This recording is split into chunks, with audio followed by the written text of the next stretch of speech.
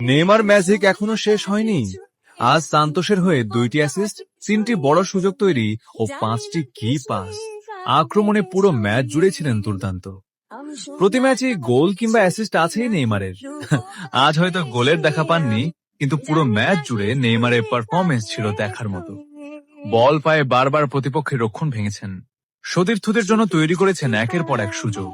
আর শেষ পর্যন্ত নেইমারের নামের পাশে যোগ হয়েছে 2টি অসাধারণ অ্যাসিস্ট। গোল না করেও কিভাবে একটা ম্যাচে পার্থক্য তৈরি করতে হয়, আজকের ম্যাচে সেটাই দেখিয়ে দিলেন ব্রাজিলিয়ান সুপারস্টার। নেইমারের পাস, ভিশন আর ক্রিয়েটিভিটি সবকিছু মিলিয়ে সান্তোসের আক্রমণে আজ তিনি ছিলেন সবচেয়ে গুরুত্বপূর্ণ খেলোয়াড়দের একজন। অনেকেই ভেবেছিল নেইমারের সেই পুরনো জাদু হয়তো আর দেখা যাবে না, কিন্তু মাঠে নামলেই নেইমার বুঝিয়ে দেন জাদুকর কখনো হারিয়ে যায় না, শুধু আবার জ্বলে ওঠার অপেক্ষায় থাকে।